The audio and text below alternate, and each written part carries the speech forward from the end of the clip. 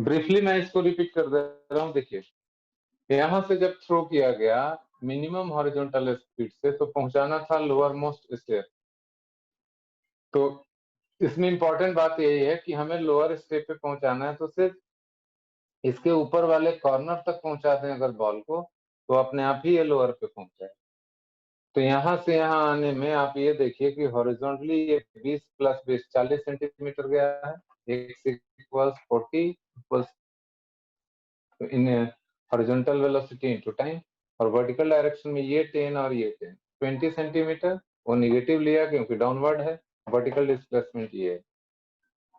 तो x के लिए तो ये फॉर्मूला हो गया, y के लिए हो गया ये फॉर्मूला। इनिशियल वर्टिकल वेलोसिटी 0 था, तो बचा हाफ AY/TS, एक्सेलरेशन -g, सबको SI यूनिट में चेंज कर दिए। t को इस इक्वेशन से निकाल के यहाँ डाल दिए हैं वैल्यू, तो इस इक्वेशन से सॉल्व किया जाए t का वैल्यू डालने के बाद, तो ये आ गया। सॉल्व करते चले गए, u का वैल्यू आ गया। This is the final answer. Ball की इनिशियली वर्टिकली अपवर्ड वेलोसिटी जो थी u, वो हमें पता करना है relative to truck.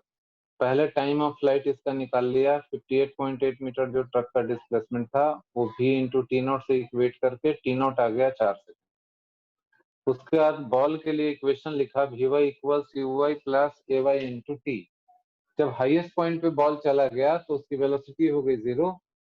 Initial velocity uy वो पता करनी है, और ay g के बराबर, -g के बराबर, क्योंकि g इज वर्टिकली डाउनवर्ड, और टाइम लगा टाइम ऑफ फ्लाइट का आधा, दैट इज 2 सेकंड। इससे u का वैल्यू आ गया 19.6 मीटर पर सेकंड। इसको एक बार अच्छे से समझ लीजिए। देखिए, हॉरिजॉन्टल डायरेक्शन में बॉल की वेलोसिटी ग्राउंड के रिस्पेक्ट में वही होगी जो ट्रक की वेलोसिटी, क्योंकि जो आदमी इसको थ्रो कर रहा है उसके हाथ की वेलोसिटी हॉरिजॉन्टल डायरेक्शन में यही रहेगा 14.7, और वर्टिकल डायरेक्शन में कोई मोशन है ही नहीं। बॉल को जितने स्पीड से इस आदमी ने देखा ऊपर जाते हुए, ग्राउंड पे खड़ा हुआ ऑब्जर्वर को भी उतना ही दिखाई पड़ेगा।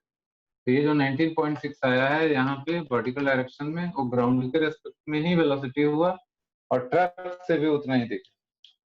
तो ये दोनों वेलोसिटी हो गया। इसको आप कह सकते हैं वेलोसिटी अलोंग एक्स एक्सिस, और इसको बोल सकते हैं velocity along, initial velocity along y axis. इन दोनों को स्क्वायर करके जैसे रिजल्टेंट निकालते हैं, ये नेट स्पीड हो गया, इनिशियल स्पीड ऑफ प्रोजेक्शन, और जितने एंगल पे थीटा पे थ्रो किया गया है वो tan थीटा से आ गया। वाई कंपोनेंट और एक्स कंपोनेंट का रेशियो लिया गया, तो ये अप्रोक्सीमेटली 4/3 आ रहा है। 4/3 आने का मतलब थीटा जो है 53 डिग्री। इस क्वेश्चन में कहीं कंफ्यूजन है तो पूछ सकते हैं आप, अदरवाइज क्लियरली मेंशन कि पार्टिकल को alpha angle with horizontal throw किया जा रहा है, और इंक्लाइंड प्लेन का इंक्लिनेशन बीटा है। तो LHS में जो सेंटेंस है उसका RHS नहीं दिया हुआ है इस इक्वेशन का, वो आपको फिलअप करना है सॉल्व करने के बाद। ठीक है, देखिए जो डेरिवेशन हम लोगों ने किया था, ये सारा डाटा उसी से मैच कर रहा है, और टाइम ऑफ फ्लाइट का भी यही फॉर्मूला हम लोगों ने डेराइव किया। तो अब आपको ज्यादा कुछ नहीं करना है इसमें, बिकॉज इस डायरेक्शन में कोई वेलोसिटी नहीं है और टाइम हमें मालूम है, तो सीधा सीधा आप ये फॉर्मूला यूज कर लें। अगर Vx' = Ux' + Ax' × t, तो स्ट्राइकिंग के टाइम पे final velocity along x' axis is 0, initial velocity in x axis direction, x' direction, this is u cos alpha minus beta. Acceleration in this direction is -g sin beta. And time of flight, t is time of flight, this much, capital T. Capital T का value यहाँ डालिए, इसको solve करिए, इस तरह का equation आपके पास आ जाएगा। सॉल्व करके आप बताइए, आई एम वेटिंग। आप लोग इसमें टाइम ऑफ फ्लाइट का वैल्यू इंसर्ट करिए और देखिए क्या आता है। After replacing the value of time of flight, you are going to get, after solving you are going to get, this is equal to 1/tan beta, which is cot beta actually. तो यहाँ RHS में cot beta आ जाएगा। This is the answer.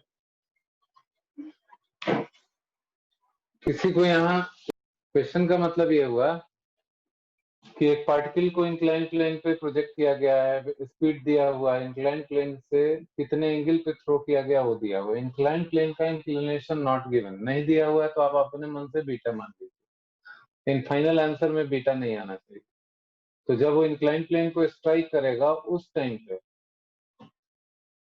Component of its velocity perpendicular to the incline plane के perpendicular direction में velocity का component क्या होगा, ये क्वेश्चन से सुनिए।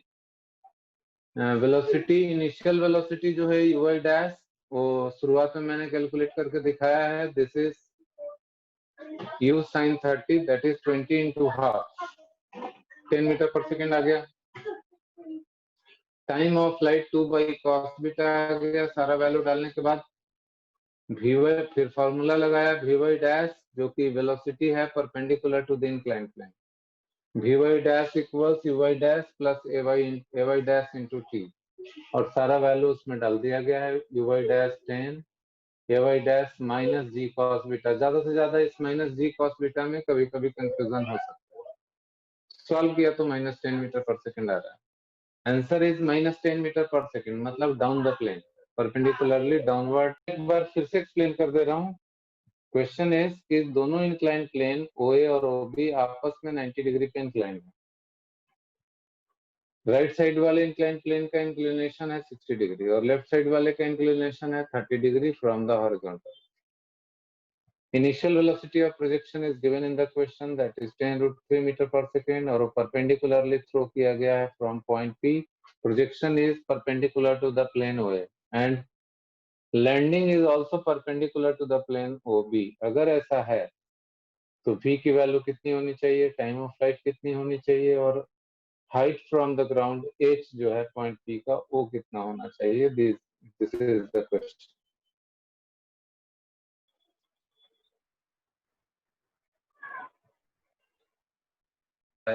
they can see how to calculate।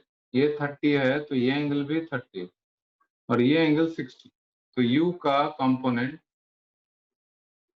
Along horizontal हो जाएगा u cos 60। v का कंपोनेंट देख लेते हैं। ये एंगल है 60 डिग्री, तो ये एंगल 30 डिग्री, तो v का कंपोनेंट इधर हो जाएगा v cos 30 degree. This angle is 30, so v cos 30. This angle is 60, so u cos 60.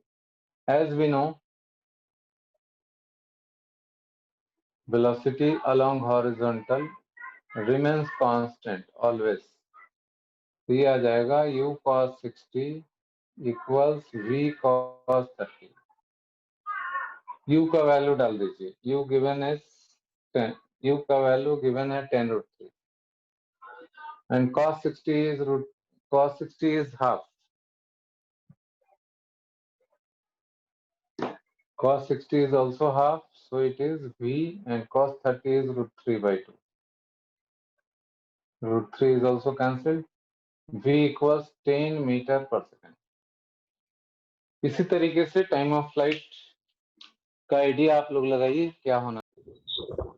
जिन लोगों का आंसर नहीं आ पाया देखिए, we can use the formula vx dash equals ux dash plus ax dash into t। यहाँ देखिए, जब ये perpendicularly strike कर रहा है तो अलोंग दिस डायरेक्शन, इस डायरेक्शन को x डैश मान रहा है, velocity 0 and this velocity is parallel to this axis. ये जो है वेलोसिटी पूरा पूरा इसी के पैरेलल है। देखिए आप, तो ux डैश का वेलोसिटी 10√3 हो जाएगा, यही जो दिया हुआ है क्वेश्चन, प्लस ax डैश इस डायरेक्शन में वेलोसिटी हो जाती है, अगर ये एंगल 60 डिग्री है तो g sin 60 down the plane.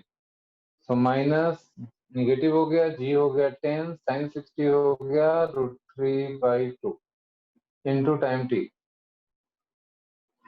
इस पे ध्यान दीजिए, तो t इज